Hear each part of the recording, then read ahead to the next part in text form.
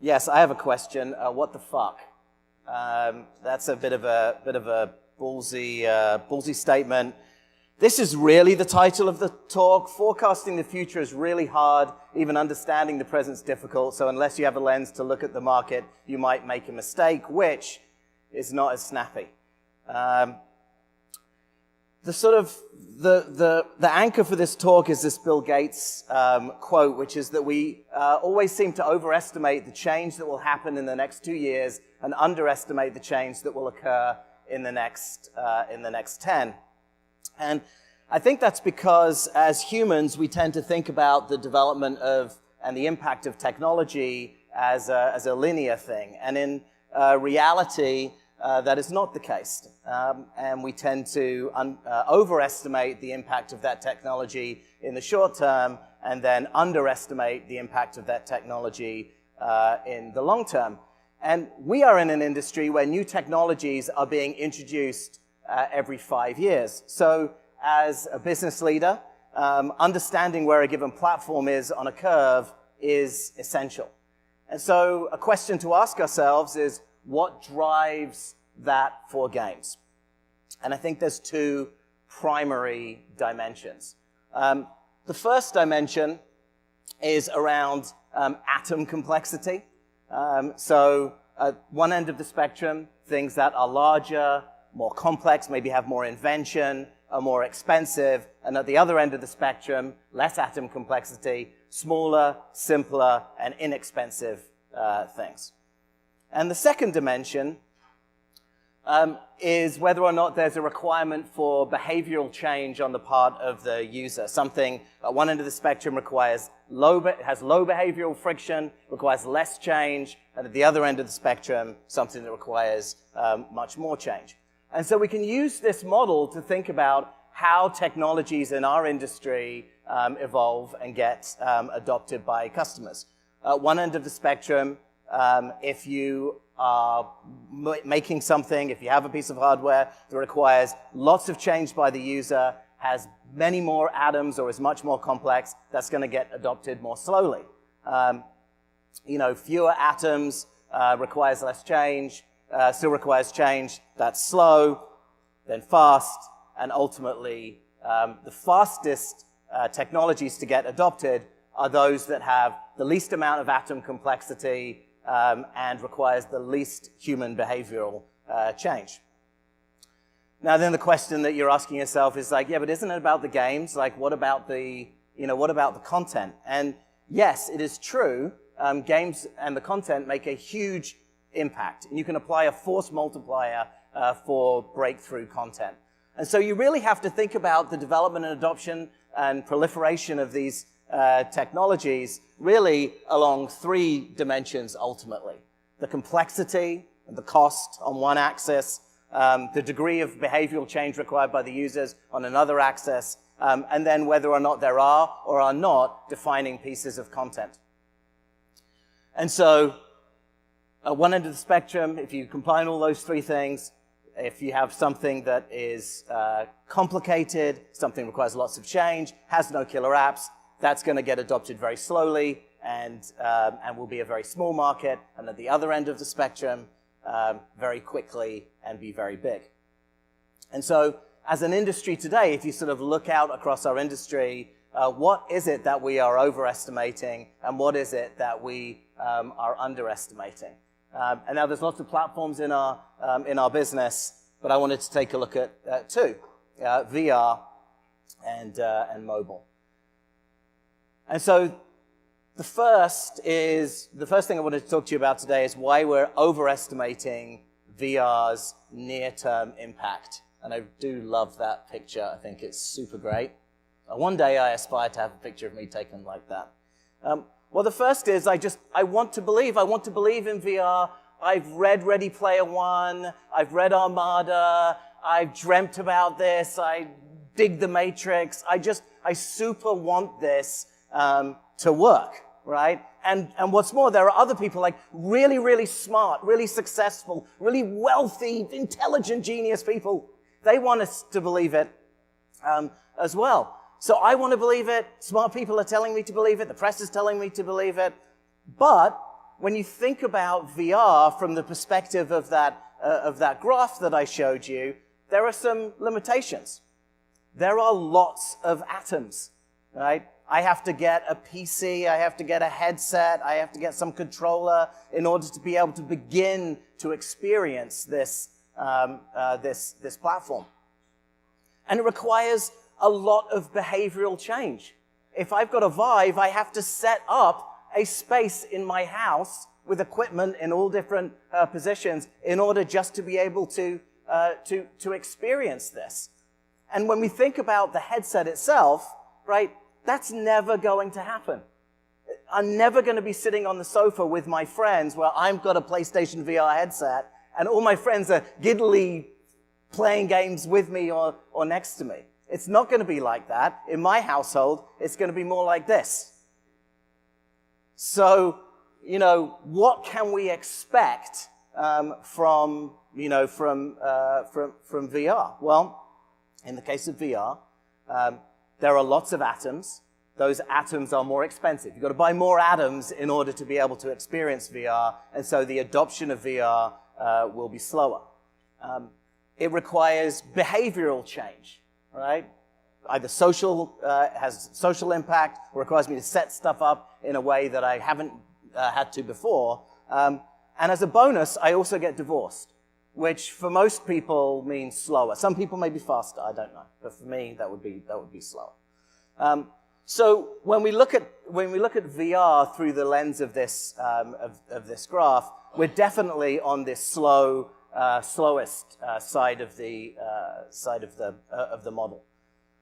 But then I can hear, because this room is packed, I can feel it right now that you guys are asking the question, but wait, there's tons of VC money out there, right? And these people are super smart and they're pouring money into this industry.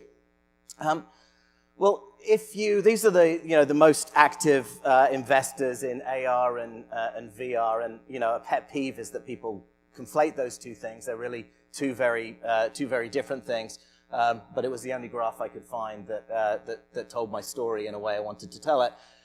So, what you'll notice here is there's really two types of investors. One are seed investors, seed incubator, seed accelerator investors, and the other are strategic. Now, seed investors are putting very small amounts of money to work in lots and lots of companies. And they do that particularly at a very early stage of a market's life. And strategic investors are investing because they have a vested interest in the success of this platform. And so when you look at where the money is sort of coming from, 75% of all investments in VR and AR were from seed or Series A, and the vast majority of the others were from strategic, albeit one. And that's Magic Leap, right? And Magic Leap, which is sort of an AR platform, so doesn't really count when you start thinking about VR, accounts for a huge portion of the money that's been invested in this category. When, from a game maker or a game publisher's perspective, really the segment to pay most attention to is the solutions and services side of this graph, where there's about $150 million invested in that quarter. And so there's a relatively small amount of money being poured into this space for consumption by people in this room. And then the question is, where's the breakthrough content? And beyond the magical initial experience of putting on a VR headset and exploring a world, we've yet to see breakthrough content. And I thought this line was great. AR, VR is cool, but that cool factor is beginning to wear a bit off with VCs. And he'll stop showing me dragons. Sure, you can make a beautiful dragon in VR, and yes, it's cool the first time you see it, but by the 20th dragon, it gets pretty old. Show me something useful in AR and VR. That is a lot cooler. We are really at the very earliest of innings in the VR landscape. If you looked at all of this data, and if you used this model, you would sort of come to the conclusion, if you followed the money, that ultimately AR is going to trump VR.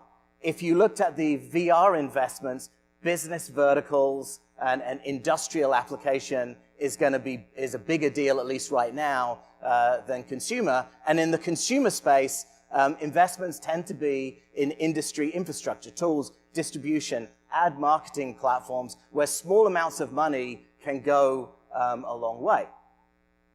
And so then the question that I can hear all of you asking, it's really overwhelming, the telepathic sense I'm getting from you all right now, is, does this mean that I should not create, publish, or invest in VR? Well, no, that's not the case. You should just use this model to be aware of it. Now, there are 6 strategies, I think, for winning in VR. My number one, is that how much time I've taken or how much time I have left? Wow, okay. 6 strategies for VR. My number one strategy for VR, for winning VR strategy, is wait. Not very exciting, but a key strategy. My number 2 strategy is work with someone for whom VR is strategic. A film company, a location-based company. Do something that requires only seed or Series A capital. Making games is a very expensive proposition. Making games that have incredible asset density is a very, very expensive proposition. Seed and Series A capital is not lots and lots of money. It's enough to make, 1/10 of the average Electronic Arts game. So it is a very, very expensive proposition to build these things effectively. You could focus on building essential market infrastructure. You could focus on a vertical where adoption is a given. That you don't have to convince people that they need to set up something in their home in order to be able to enjoy this experience. And then the last, and actually my real most favorite thing to do, would be to make breakthrough content. Because ultimately, the only way that these markets truly develop is if there's breakthrough content driving them forward. So I think these are the reasons why we have been overestimating the impact of VR in the short term, and maybe ultimately will underestimate its impact in the long term. The second thing that I wanted to touch on today is the other end of the spectrum, a market that we have underestimated and continue to underestimate its potential, and that's the mobile games market. Now, in 2010, if you said, hello, to an investor, hello, I'm the CEO of a mobile game startup. You look like this dude. You looked really good. You were really attractive. People just fell over themselves to get to you. As the CEO of a mobile game startup, in 2016, you look a little bit more like this dude. Not quite as attractive. Still kind of funny and likable, but not quite as attractive. And you can't really, Dean, I'm not going to let you get that photo.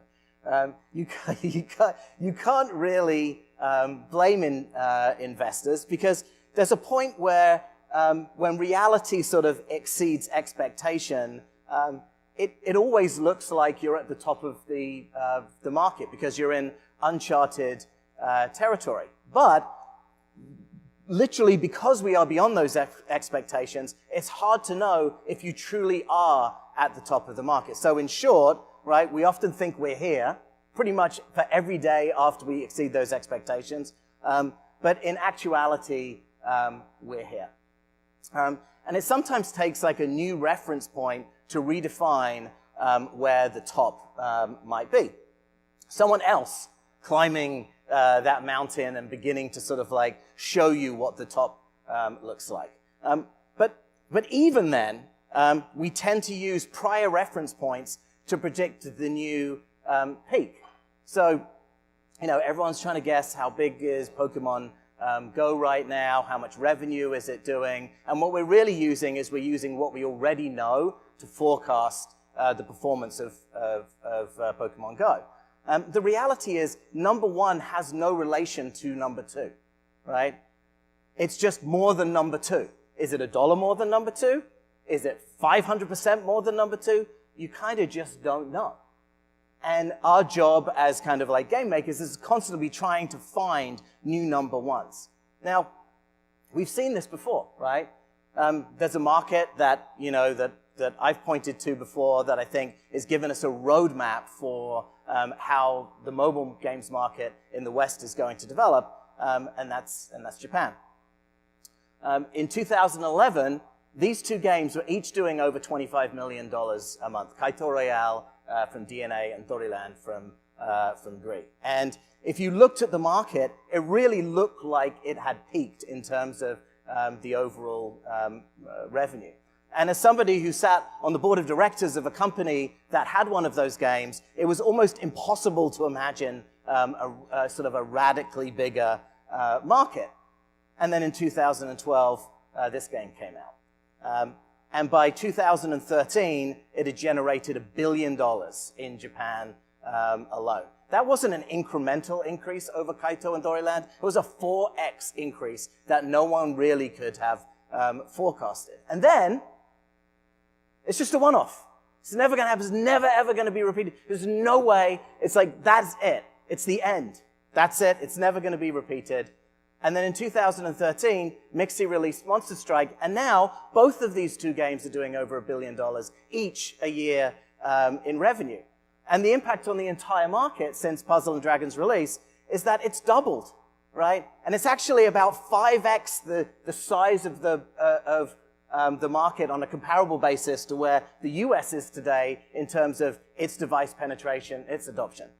So all that leads me to the place where we are very early in our underestimation of the mobile games market. I think we're wildly underestimating what a hit can look like. And to me, in mobile, the $10 billion game seems inevitable. Why? Mobile's grown very fast, right? It is the ultimate of the less atom complexity. The devices are small, they are simple, they are inexpensive, they're known technologies, they have required very little change for users to be able to adopt them. Everyone was using a phone, and then suddenly everyone got to use an even better phone. And it's become very big, powered through great breakthrough content. So Pokemon Go really is just the latest in a long line of breakthrough content. And Pokemon Go itself even conforms to this model. Before Pokemon Go, it wasn't that people weren't walking along the street looking at their phones. It turns out they were. So here's just an activity that you can do instead of that. So it is important to kind of like ask yourself like why Pokemon Go has been as successful as it has been, and certainly requiring the smallest amount of behavioral change is important. But as Chris was saying earlier on the previous panel, it is a game that's been tested for the last 3 years, right? So Ingress had laid a lot of the foundation for this product. It literally required no new atoms to get a breakthrough experience. It leverages and extends a behavior that we do all the time, namely kind of like looking at our phones. Something that I think is underestimated in Pokemon Go is that it brings people together in the real world, and it really does turn out that humans like that. You know, when we think about humans, and certainly humans in the game space, we have this image of the dude living in a dungeon, probably with a VR headset on. But actually, real humans do like to spend time with one another, and Pokemon Go affords them the ability to do that, whether that's friends or families. That's really quite powerful. And then probably the most important thing of why Pokemon Go is it's fucking Pokemon, right? It's like, Pokemon is 20 years old this year, right? And it's known literally by everybody under age 35. I personally still don't think that we're at the top yet of the mobile games market. I think there's many, many more things to be accomplished in this space, both creatively and from a business standpoint. And in order for us to be able to do that, we have to keep investing in mobile, and we have to keep creating breakthrough experiences. That's what my company's doing. You know, we believe in this next stage of mobile. We're building a new type of developer and publisher to meet that opportunity. And if you would like to learn more, please, you know, contact me. And that is the end of my talk today. How'd I do on time? Great talk.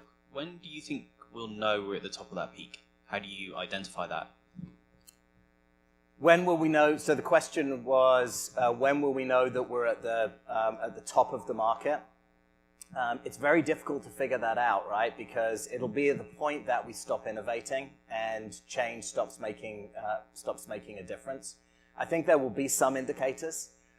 One indicator will be licensed IP dominates the charts.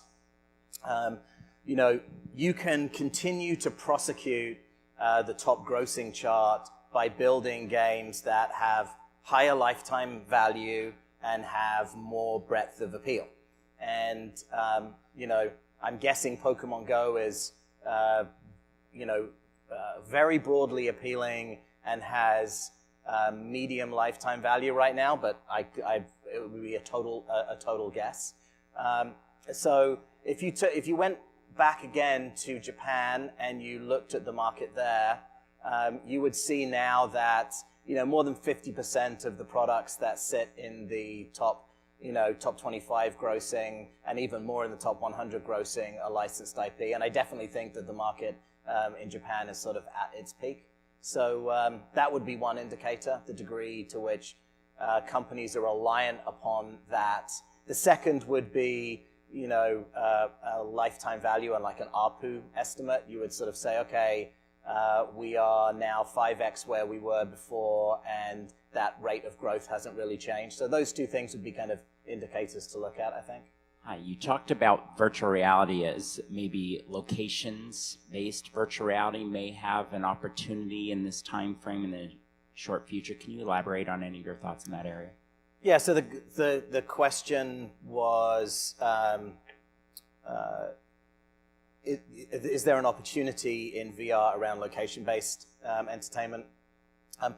I think that some of the earliest adopters of VR are going to be entertainment companies, or they're going to be theme parks or location-based entertainment. And I think in the case of location-based entertainment, whether that's a theme park or a new type of arcade or something like that, you're not really requiring users to fundamentally change the behavior that they already have when they go to one of those places.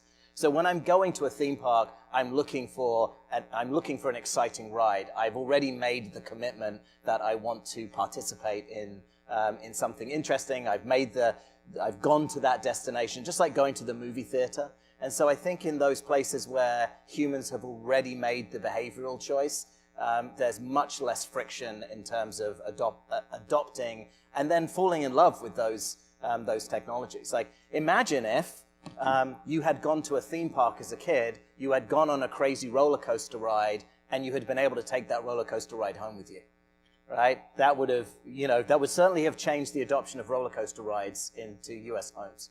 So, you know, I think VR has tremendous potential there. If you could be sitting in a movie theater or sitting at a theme park with one of these headsets on and know that you could kind of come home and take advantage of that at home, I think would be great. How do you feel about other platforms on your scale, like TV, for example?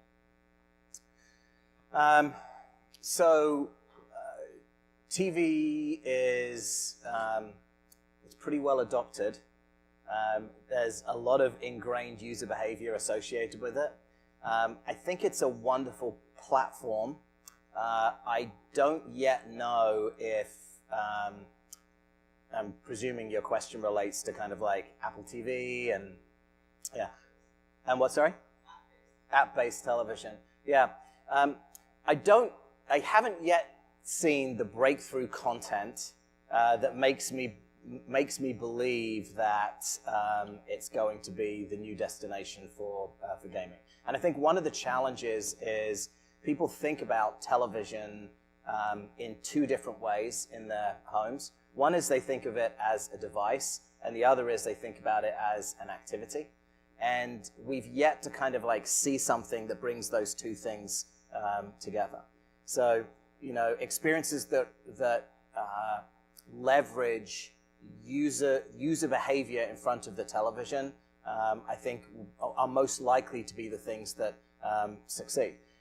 If we were looking at it on the graph, I think there's a third part to this graph, by the way, which is when our expectations then again exceed the curve of reality. And that is actually a place where there's lots and lots of opportunity that as innovators we tend not to think as much about as we should. PC gaming lives in that space right now, and Steam has done a pretty tremendous job there. TVs might really live in that space, but unfortunately they do require some evolution or adoption of new technology to kind of unlock their latent potential. Mobile VR in your map? Where would I put mobile VR in my map? In the map, so mobile VR has less atom complexity, but it has the same human or similar human behavioral complexity. So whenever you require someone to stick a headset on that isolates them from the rest of the world, you are fundamentally going to be limiting the adoption of your technology. So I think it suffers from that, but it is also much, much cheaper. It's using componentry that is well understood. There's not lots of new invention necessary with it, like there is, say, with a Magic Leap. So I think that's a net positive for mobile VR. I think it's a little bit confusing for the audience right now. So you have kind of Gear VR, which is obviously very Samsung-centric. You've got Dream, which is very Android-centric. There's another big part of the market that no one's kind of like talking about or thinking about yet with Apple. And so those things sort of, and that inherent fragmentation in the mobile market, I think means that there are some limitations. But it is very hard to beat mobile's ability to kind of manufacture and be adopted at scale. And so the economies of scale that you get from mobile can benefit, I think, VR in the short term and maybe even the long term. Okay. I think that's it. Well, thank you, Neil. That was a fantastic talk. Okay. Please give Neil a round of applause. Thank you very much.